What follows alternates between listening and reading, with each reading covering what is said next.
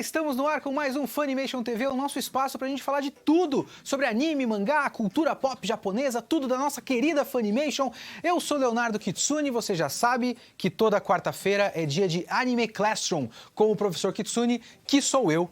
A Mayara já volta, ela vai comentar aqui com a gente os episódios, não se preocupe. Nas semanas anteriores a gente falou muito sobre basicamente cultura e história do fandom no Japão, né? A palavra otaku, os otakus em si.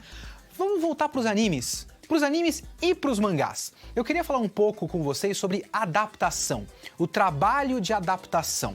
É um tema muito recorrente, é uma cobrança muito recorrente dos otakus, a questão da fidelidade ao original, os fillers e tudo mais.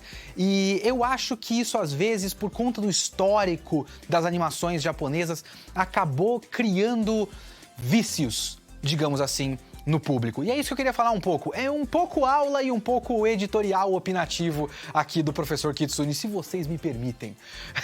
Vamos lá.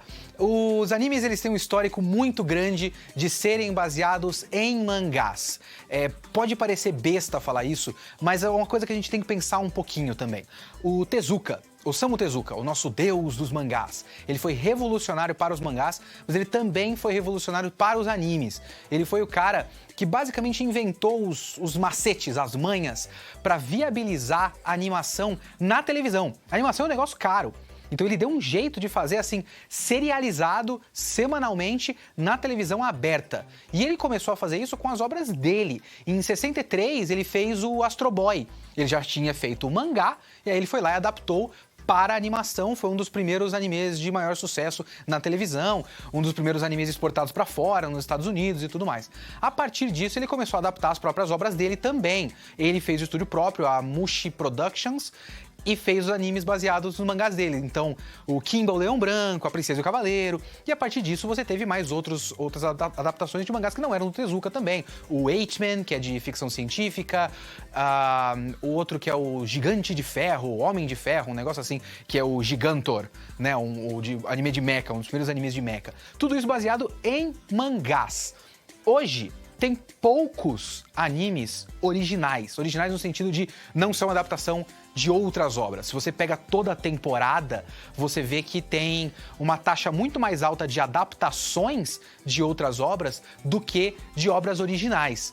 Os mangás têm, os animes, eles têm muitas fontes de material fonte, né? Tem mangá, tem light novel, visual novel, videogame, e assim, é mais barato, digamos assim, mais barato e mais garantido, na verdade, você adaptar uma outra obra que já tem a sua base de fãs e tudo mais, é menos arriscado. Você sabe que vai ter um público para aquilo, porque aquilo já existe. Você fazer uma obra originalmente para televisão, você precisa apelar para um público que não existe.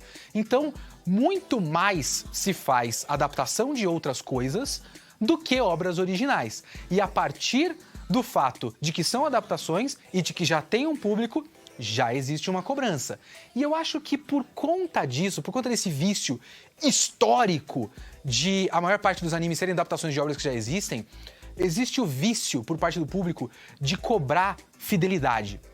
Parece estranho dizer que isso é um vício, mas pense um pouco na maneira como você pensa. Eu acho que o público acaba interpretando os animes menos como uma obra em si e muito mais como uma extensão do mangá. Sendo que, na verdade, são obras completamente diferentes. A gente já falou aqui no Anime Classroom, no nosso Funimation TV, sobre os comitês de produção e tudo mais, como se fazem animes no Japão, e do fato de que, às vezes, os autores dos mangás não têm voz na produção do anime do próprio mangá. Então, o mangaka não tem esse envolvimento, não é uma obra dele, é uma obra de outras pessoas que receberam esse trabalho de fazer uma adaptação de um outro negócio que eles não criaram. E a partir daí você tem que pensar que existe o trabalho do roteirista. O roteirista não tá lá só para pegar os balões do mangá e colocar na fala que o dublador vai falar. O roteirista tá lá para tomar decisões. E essas decisões partem de um ponto de vista de uma interpretação de texto. É uma interpretação de arte.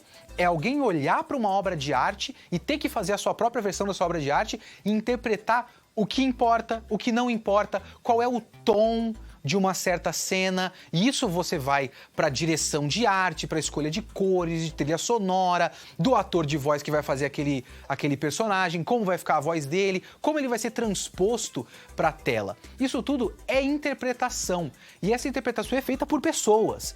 Vamos pegar aqui alguns exemplos de decisões de adaptação que às vezes optam pela fidelidade e podem ter consequências ruins, e às vezes optam pela não fidelidade e podem ter consequências boas. Vamos começar com My Hero Academia, o meu xodozinho. O primeiro episódio, os 2 primeiros episódios, na verdade, eu acho uma decisão acertada. E é uma decisão de fidelidade. Você pega o começo do mangá, ele tem, normalmente mangás, principalmente da Shonen Jump e tudo mais, o primeiro capítulo é mais longo. O que eles fizeram foi optar pela fidelidade, certo? Então, eles pegaram tudo que acontece no primeiro capítulo e eles entenderam que certas coisas precisam de um certo impacto. Então, eles mantiveram todos os acontecimentos no ritmo que deveria. Por conta disso, o primeiro capítulo foi dividido em 2 episódios. Eu acho bom, eu realmente acho bom, mas eu conheço pessoas que largaram o anime no primeiro episódio porque olharam e falaram, mas não acontece nada no primeiro episódio. Então não tem por que você continuar vendo. Foi uma decisão optada pela fidelidade e que tem consequências ruins. Agora, o Attack on Titan, pra mim, é um desses animes que optam muitas vezes por não ser fiel ao mangá, no ritmo da narrativa, nas escolhas da ordem dos acontecimentos, e são boas decisões. Pega, por exemplo, o arco do golpe de estado que a gente acabou de ver. Mais ou menos do momento que se forma o Esquadrão Levi até o momento em que eles concluem o golpe de estado lá com aquele negócio do Irving, com o rei e tudo mais.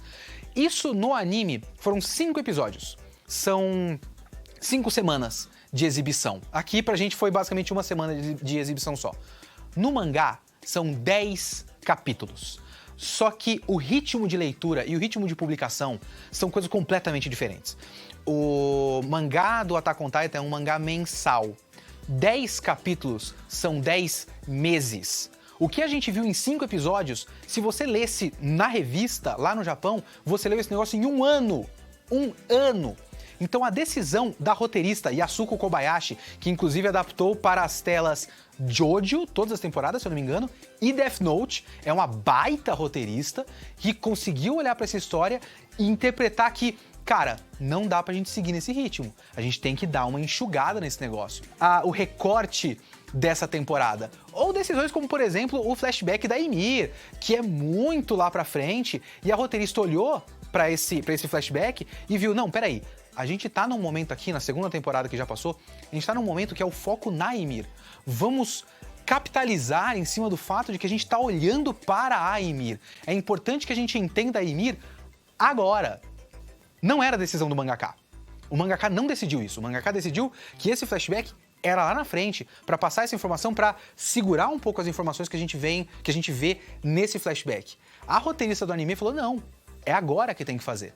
Então existem essas decisões que são tomadas na hora de adaptar, que levam em conta o fato de que a experiência do anime, a experiência audiovisual, depende muito mais do ritmo que você decide para a animação do que como ele é originalmente no mangá. Então você tem que entender que essas decisões são feitas por artistas. E quem faz o anime é um artista independente da obra original. O anime não é o mangá. O anime não é o mangá. O anime é uma obra em si, independente, feita por artistas que tomam decisões próprias. Fidelidade à obra original não é uma qualidade em si. Não é uma qualidade independente do resto. Então é só isso. Não foi uma aula, mas foi uma aula de conscientização. Pra você pensar um pouco no tipo de cobrança que você faz dos animes só porque você já gosta muito da obra original. Não quer dizer que tudo que está na obra original vai ficar perfeitamente transposto do jeito que está no original para as telas numa animação de 20 minutos semanais, certo? Então vamos para Attack on Titan, que eu acho melhor do que o mangá. E a gente já volta com Mai Fujikaki comentando aqui com a gente. Falou, gente.